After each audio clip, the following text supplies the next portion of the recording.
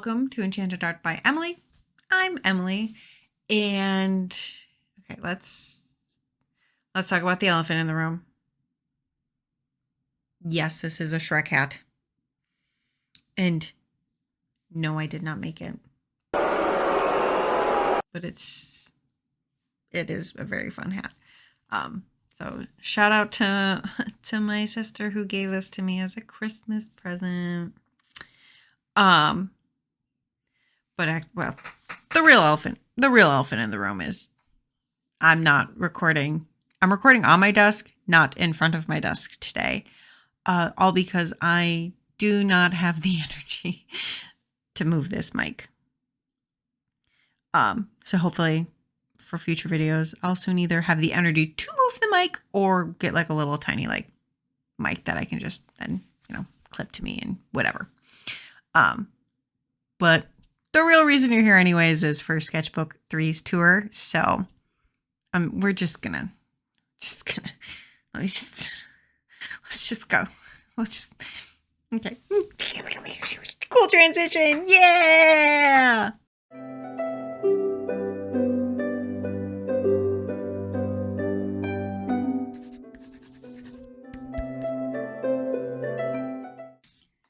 All right. Most of you know the drill.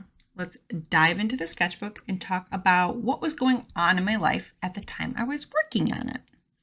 Starting to feel a little time travel-y when I make these videos. So if I start wearing a fez or a trench coat or a long striped scarf.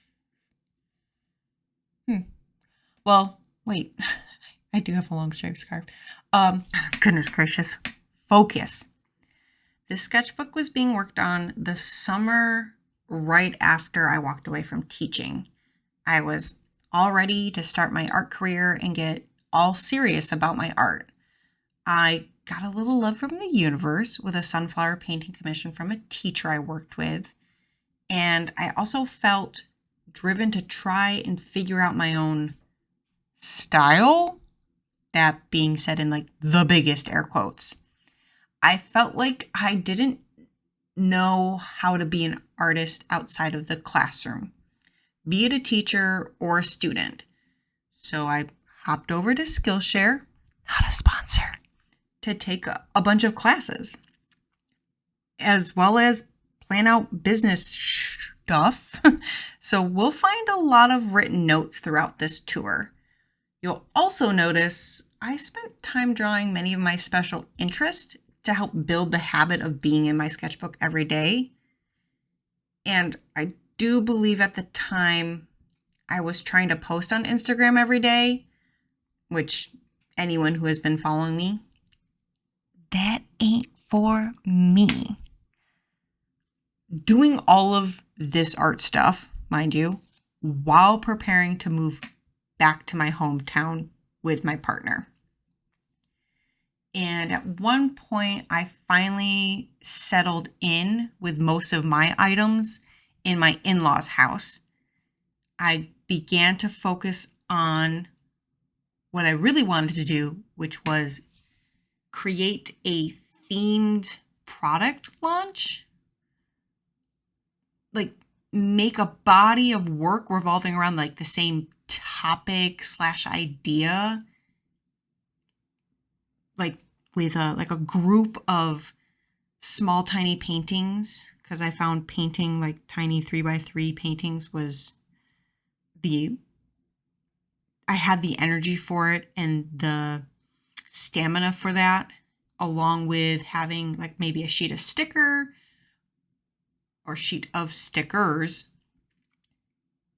as well as a nice little cool like special release sticker that would be a freebie when you purchased the painting from the collection I was making. So Glimmering Gardens was born. I had so much fun creating each tiny piece and felt this fire ignite within me. I spent so many times like getting to sketch in my sketchbook, collect a bunch of fun like mood board, vision board stuff on Pinterest. And I got, I cut all this paper and prepped it. And I just felt so like, yes, this is the thing. I'm loving this. This is so cool.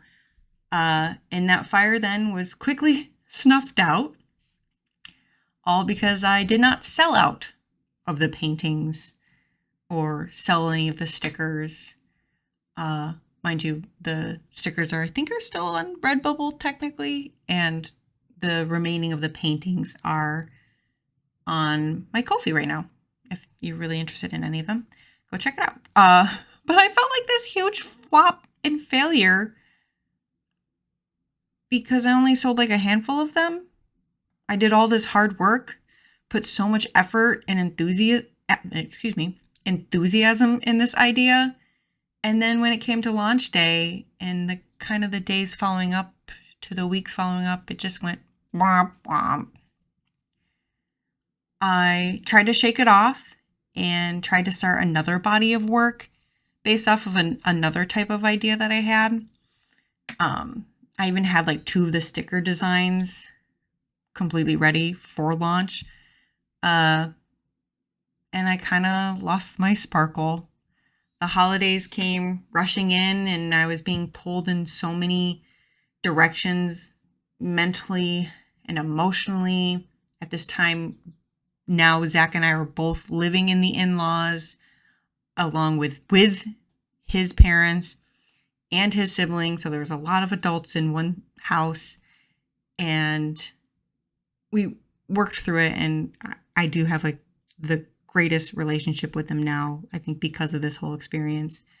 But art-wise, I let that once burning bonfire that I had with Glimmering Gardens, that then became just a small flame, trying everything to keep it lit, I just fully let it die out. I kept making art in my sketchbook and had some gift pieces I got to be creative with. But by the end of the sketchbook, I just wanted to finish the sketchbook and start a new one with the new year. Like when you get to it, like, what is this last page? Like, what? I just could feel that I needed a reset and that I was beginning to dig myself into this mental rut. And that's where sketchbook 3 ends. Kind of a little bit of a bummer, but that's kind of what was going on in my life in sketchbook 3.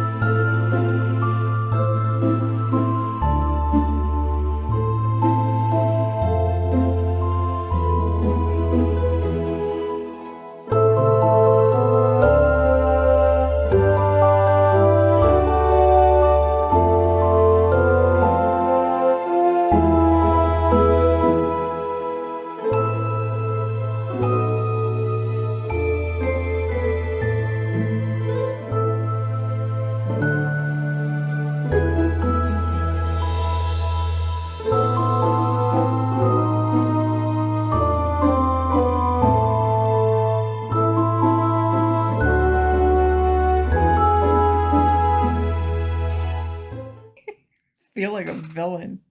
Yeah. Well done, Mr. Bond. All right. And there it was. There was sketchbook 3. You know what? That time I turned that page, that was my favorite part too.